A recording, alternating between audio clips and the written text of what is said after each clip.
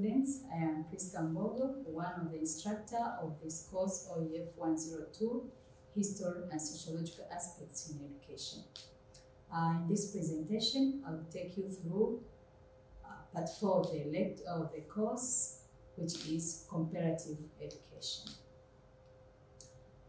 As I've said, this is part of the course OEF 102, which is History and Sociological Aspects in Education. This part of the course introduces to you the concept of comparative education as a field of education, its uses and its scope. It is my expectation that after this presentation, you'll be able to, among other things, to define education and comparative education, to give rationale for studying comparative education, and to mention the uses of comparative education in various fields of study. Now, let's go through the meaning of education and comparative education. Education and comparative education are two separate terms, are two separate concepts which have different meanings, different views as it is interpreted by different people and different scholars. Now, as I've said that it is, they are different terms, different concepts. There can be as many definitions to the concepts as they can be provided by different people on the basis of their own perceptions and understandings. So through going this lecture, you'll find that education can be defined by various people, and comparative education can also be defined by various people, giving their own definition and their concepts. But at the end, we shall see that the the general concept, the general meaning of these two terms as they are used in the field of education. So let's start with the meaning of education. As a concept, education is perceived from different perspectives, as I've said. Etymologically, education comes from a Latin word educare, which means to bring up or to rise, to nourish, to train or to mold something to a different way of which it is better than the previous way. So when we talk of education, the nature, etymological definition, the nature, the origin of the word is from Latin,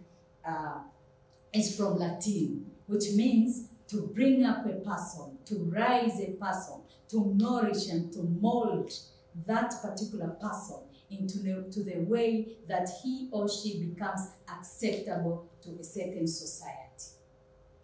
So rising a person or molding a person is to make a person becomes, have a knowledge, or giving somebody knowledge and skills to make him an acceptable person to a certain society, who can be able to solve different things, to do something in a better way than the way he or she was before getting that kind of knowledge. So that is the etymological definition of the word education, that's the origin of the word education. Now, according to different scholars, there are various people who have defined the word education. But according to this presentation, we shall look onto two scholars, Nyerere and Aristotle. According to Nyerere, education is a transmission of accumulated wisdom and knowledge from one generation to the next generation. So when you transmit or you move knowledge and skills from one generation to the other generation, that is education according to Nyerere. Now, according to Aristotle, education is the creation of a sound mind in a sound body. A creation of a sound mind in a sound body. That is according to Aristotle. Now, as we have seen the etymological definition of the word education, that is to nourish or to mold, to create, to make somebody acceptable after getting a kind of knowledge. And after looking on those different scholars, Nyerere and Aristotle, one can possibly conclude that education is the process of imparting knowledge, developing the powers of reasoning and judgment, and preparing oneself or others intellectually for mature, responsible living. So generally, you can say that after one has got education, after you give somebody education, that person will be able to make reasoning and make logical judgment, and intellectually being able to solve different things, or to become a mature, responsible person who is able to make a reasoning judgment and who is able to develop a power of doing something into a particular place and solve different things logically and with clear judgment. That is education. Now let us look, as I've said, that education and comparative education are two different terms. Now let us look what is a comparative education means. Now different scholars have also been able to define comparative education differently according to the way they see comparative education. Alabi, 1998, sees comparative education as a way of comparing and contrasting different educational systems at the international as well as international levels. So, looking onto Alabi's definition, you can see two important concepts in the word comparative education, that comparing and contrasting. So according to Alabi, when you take one system of education and another system of education, putting them together, comparing and making and differentiating these two or more systems of education, that is comparative education according to Alabi. Then according to Murray and Thomas, the same year, 1998, comparative education refers to the process of investigating two or more educational entities or events in order to discover how and why they are alike or different. That is Murray and Thomas. So looking into the definition of Murray and Thomas, you can see that comparative, when one wants to define comparative education, he or she must be able to investigate on those two educational entities. Any educational entities. It can be an educational institution, educational system, education values, educational practices, and anything that it pertains that is going on an education system. So being able to investigate on two or more educational entities in order to discover how and why they are alike or different. That is Murray and Thomas. Another person, Adeyinka, 1994, defines comparative education as a study of how the philosophy, objectives, and aims of policies and practices of education in other countries influence the general development, policy, and practice in other countries. So according to Adeyinka, you must have two different countries, educational system of two different countries. Now you take one country's education system and another country's educational systems, where you can look onto the objectives, the aims, the policy, the practices of education of that kind of that one country, and compare its education system with another country's educational system.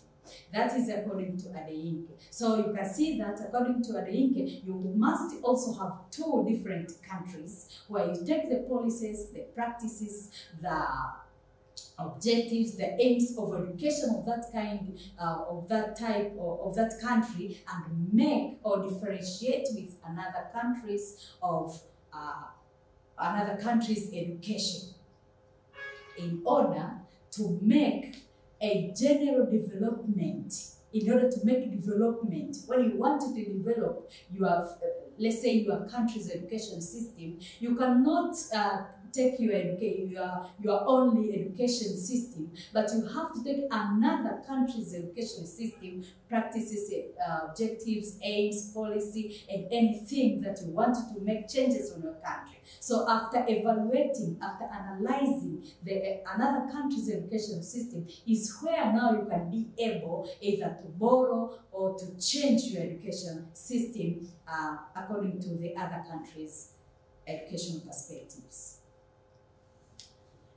Adeyinke continues by saying, it is a study of how the development of education in the past, across the ages and continents, has influenced the development of education in particular countries. So according to Adeyinke, we don't only take another education system and of one country and another, but we can also go through time and see how we can make changes on our own education system. Let's say take education system of Tanzania before colonialism, analyze it, evaluate it, judge it, and make changes in today's or current education system of the same country. So you can make evaluation of the same country and make changes over time.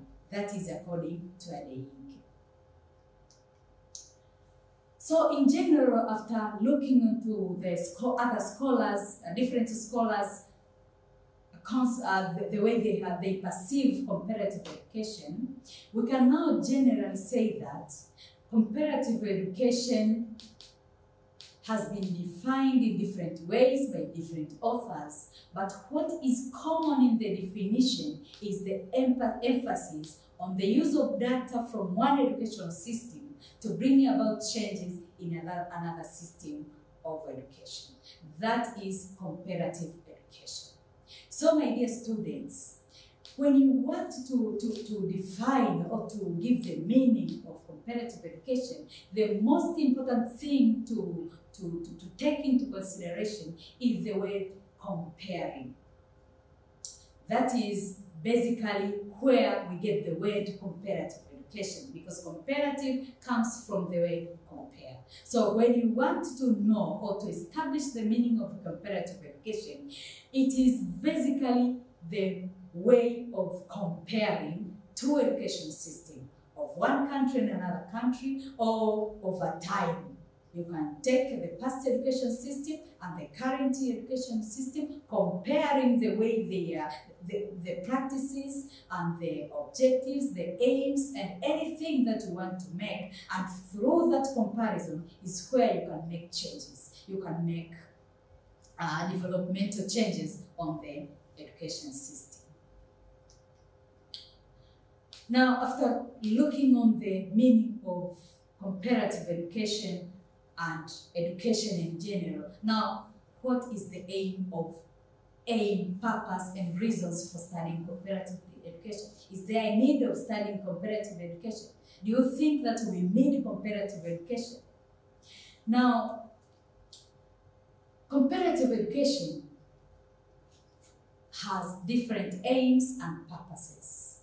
Among them are to describe educational systems, process, and outcomes. Because we cannot go in a vacuum without going on to evaluation, analyzing our educational system. We need to describe our educational system, the process and the outcomes, so that we can make changes, so that we can develop our system of education to fit our society, to fit the national, to fit our people to fit other the global perspectives of education. So one is to describe the educational system, process, and outcomes.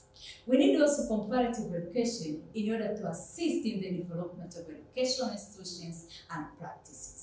As we have said that through comparative education, we can be able to analyze, we can be able to compare the different educational systems. Now, through that analysis, through comparing the educational system, it is where we can be able to make development of our educational institutions and practices in order to become better for our society. Comparative education also helps to highlight the relationship between education and society, because education is going within a society. Now we need education which relates to the society, relates to the culture, relates to the well-being of the society. Now, through comparative education, we can be able to relate, to make relationship. Does our education system fit our society? That is through comparative education where we can be able to make that kind of relationship. Comparative education is used also to establish generalized statements about education that are valid in more than one country. As I have said that through comparative education, we are able to make comparison of one country's education system and another country's education system. Through that, it is where we can have generalized statements about education that are valid in more than one country and another. Another purpose is to discover the differences existing in the education system of two countries and factors that cause such differences. Because there are a lot of differences. We differ in terms of we give our education system, the culture of different countries. All those can have an impact on the kind of education that is given in one country and another. Now, through comparative education, we can discover those differences that exist between one country's education and another country's education. Now, those differences are valid to make judgment, to make changes, to make development in our own country's education system. So after going through the purposes, the aims of comparative education, what are the uses? How do we use comparative education?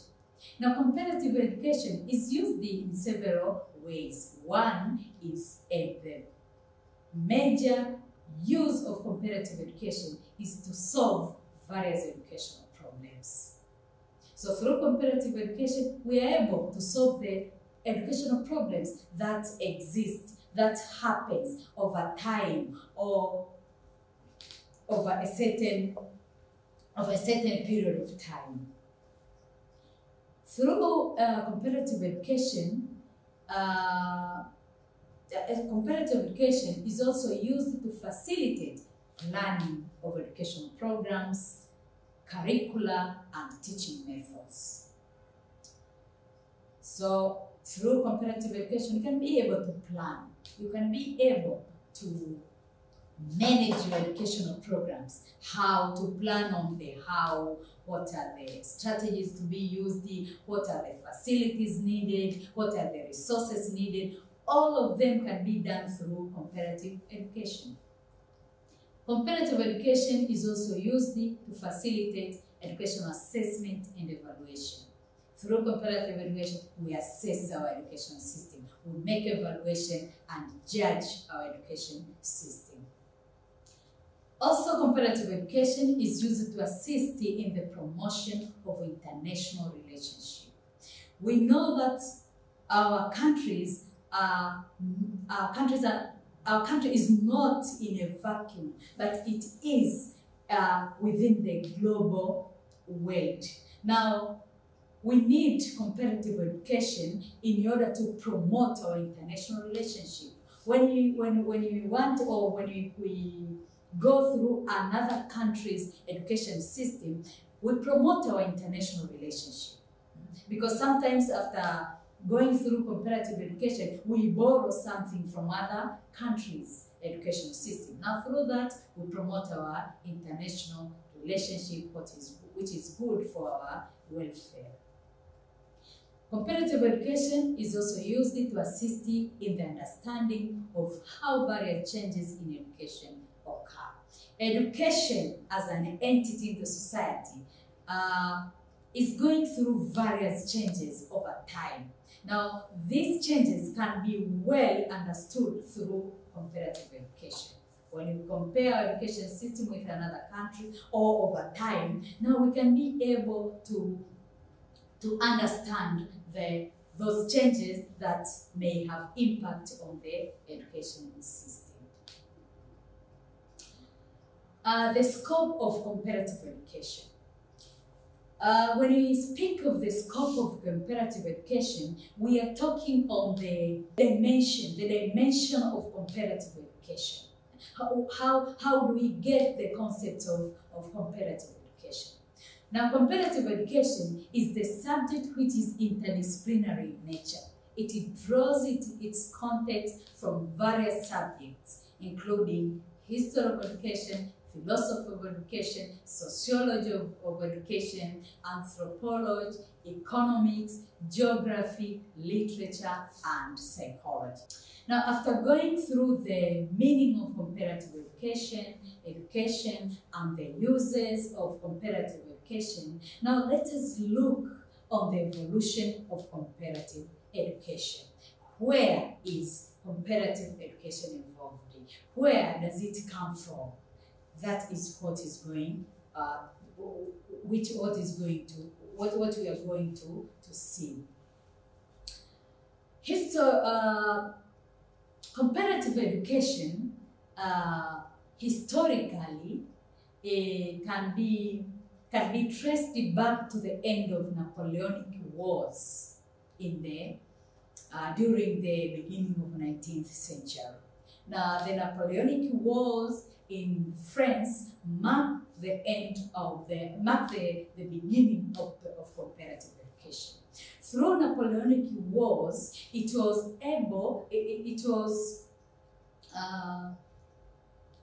easy for the European countries to unite when there was those wars. They shared some knowledges, some ideas through the wars. Now, the end of Napoleonic Wars made the European countries to think of another thing that may unite them, may make them be able to share ideas, views, and concepts. Now, through the end of this Napoleonic War, it is where they thought of having this field of study, a comparative education, where they can be able to share their ideas, to share the knowledges of education, and to be able to make changes on their education system. So, end of Napoleonic Wars marked the beginning of comparative education, where European countries thought of something that would make them easy to unite, easy to share ideas, easy to cooperate, easy to share ideas and views. It was believed that the Napoleonic War of 1803 to 1855 was the major reason to bring unity among European countries. Through the Napoleonic War, European nations interacted with one another. As I've said, that during the Napoleonic War, European nations were able to interact with one another through the war. Therefore, after ending of the Napoleonic War, they thought of another thing that would make them interact easily, and it is where they developed the comparative education evolved.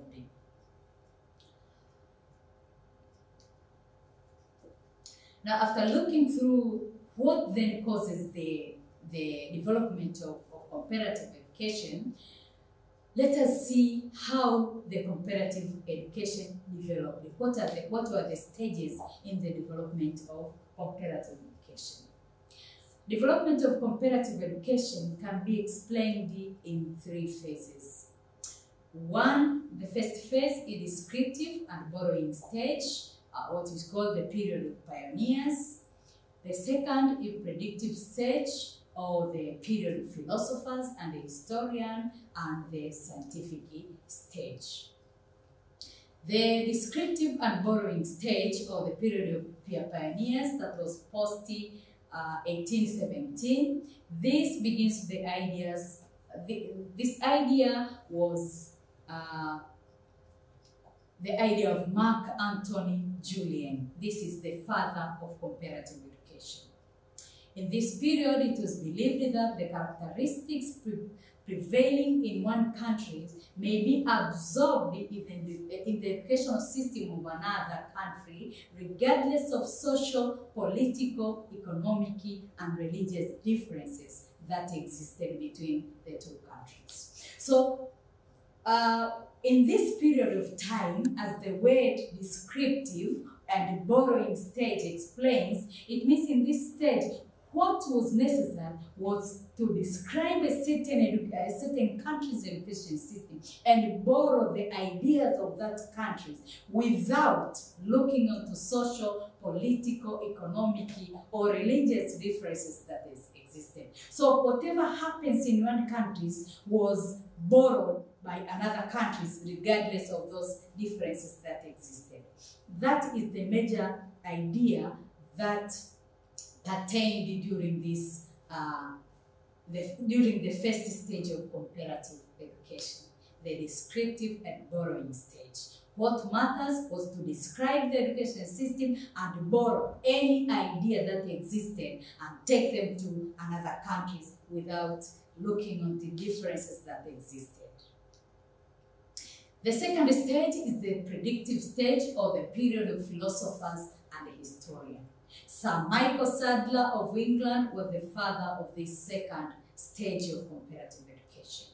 Now, in this stage, the differences that existed when comparing with the first stage is that the social, economic, and other circumstances which influence education in a country were studied in order to measure the extent to which they were suitable for another countries. The tendency of blind imitation was discovered. Now you can see that in this stage, at least there was a certain development or a certain move ahead, the first stage, where now after describing the education system of another countries, the philosophers or the historians that were involved in this stage going further by measuring the extent to which those socio-economic and the other circumstances were suitable for another countries. So not everything were borrowed in this stage.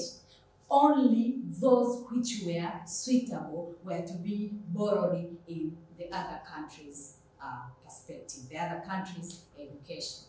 That is the difference between the first stage, where anything that existed in one country were borrowed to another country's perspective. In the second stage, anything that exists were to be studied, evaluated, and only those which were suitable were to be taken into the other country's perspective. Now, the third stage is the scientific stage, which started in the years 1950. This is regarded as a period of analysis. The education system of one country were to be studied and analyzed in details. The economic, political, and social religious factors were analyzed to see the extent that the education system of one country was suitable or unsuitable for another country. Robert Ulrich Frederick and Isaac Kendall have contributed significantly to the development of this stage. So the major aspect in this stage is the analysis of the educational aspects, educational ideas, educational views, educational circumstances that were suitable or unsuitable in another country's perspective. So those are the three stages in the development of comparative education. Now you can see that as time goes on, we need to see now which among the three steps, among the three stages are suitable in today's education system. Because we are going in a scientific and technological development in the world, now we need scientific stages in the development of in comparative education. When we want to compare one educational system and another educational system, we really need to be able to analyze, to be able to study into detail the one country's education system, make analysis in order to be able to take only those which are suitable to make development in another country's perspective. Now, after going through the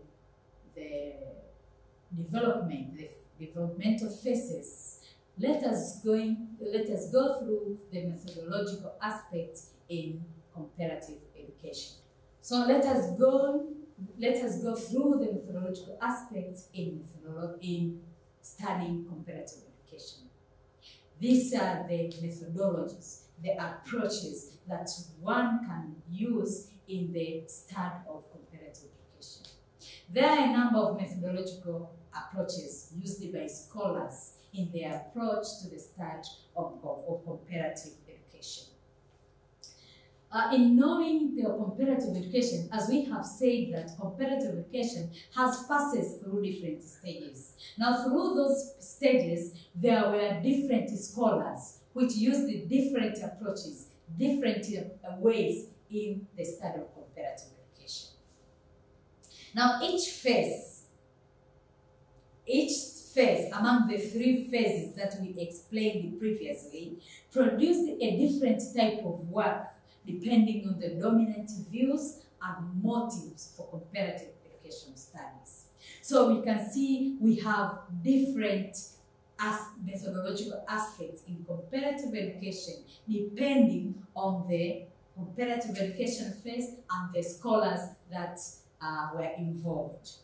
And thus, going through this lecture, you'll be able to state and explain various methodological approaches, explain how educational reforms can institute using either of these methodologies, and apply the various methodologies in solving educational problems faced by educational institutions. We have, as I have said, we have various methodologies in the study of comparative education. The first is what is called the statistical or quantitative method of studying comparative education. As the word looks, statistical means statistics, quantitative method. This entails collection, interpretation, verification, and comparison of data using statistical or quantitative analytical charts.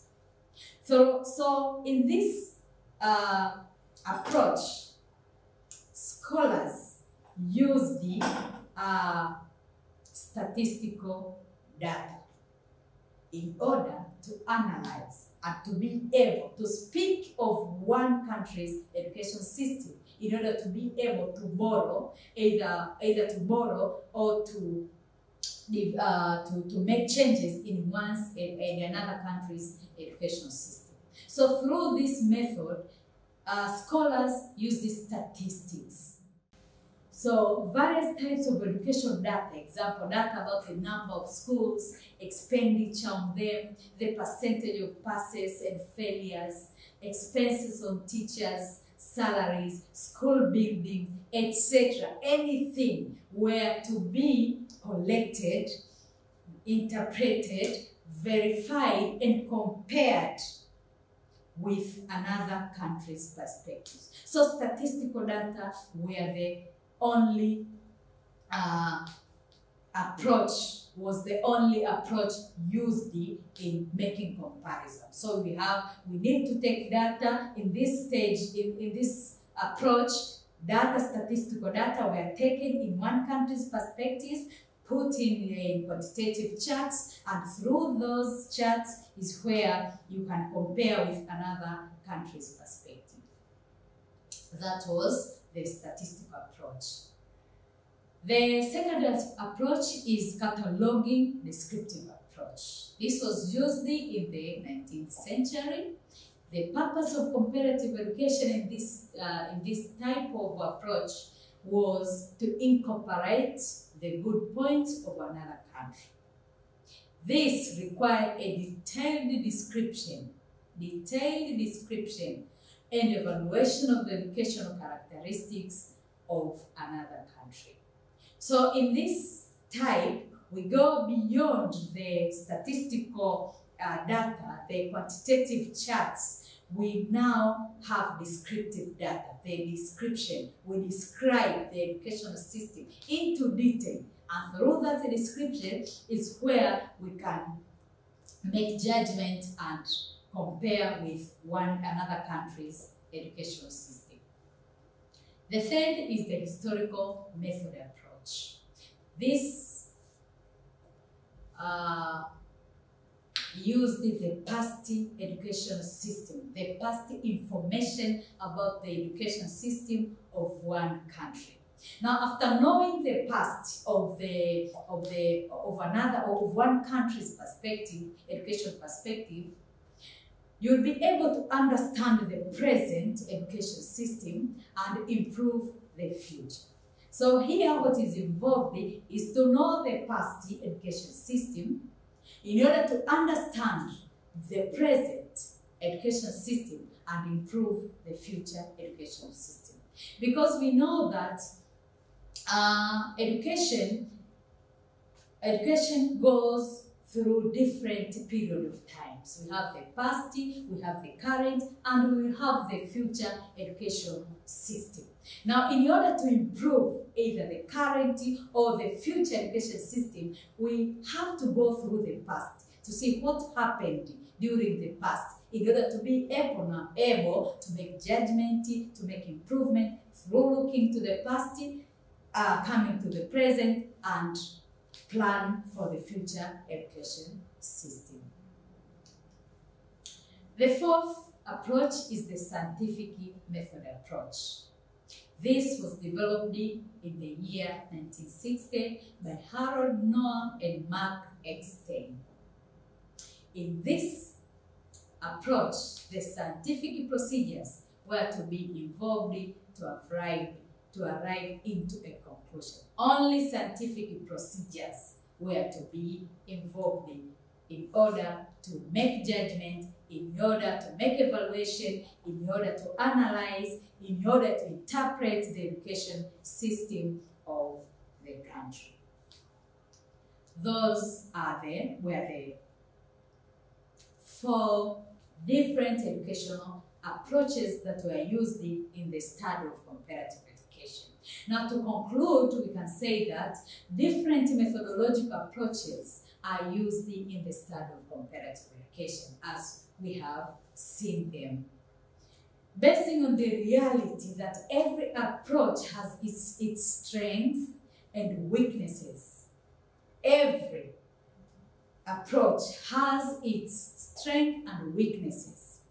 Other scholars in 1980s proposed an eclectic approach, which entails a combination of more than one approach in order to come out with a general way, or a more advanced way and more valid way of studying comparative education. So through those scholars, we can also buy this idea, because, for example, when you look into the historical approach, we look onto the past events of education system. Now, sometimes the past data are sometimes not valid. So when we conclude, or when we decide to stick on to the historical approach, we can sometimes miss some very important information which have not been recorded in the past. So through eclectic approach, it is where we can be able to combine the strength of one approach and strength of another approach, combine them and come out with one approach which may be more valid instead of taking only one approach in the study of comparative education. Now, after going through all those, we can now be able to identify the various methodological study approaches used in comparative education and describe the main features of each of the methods identified. You have seen we went through the methodological approaches in the study of comparative education. Now, are you able now to identify those methodological study approaches that have been used in comparative education and at least describe the main features of each method in comparative education? Are you able to describe the historical approach? Are you able to describe the scientific approach? Give the main features of each one, and even the strengths and weaknesses of each step.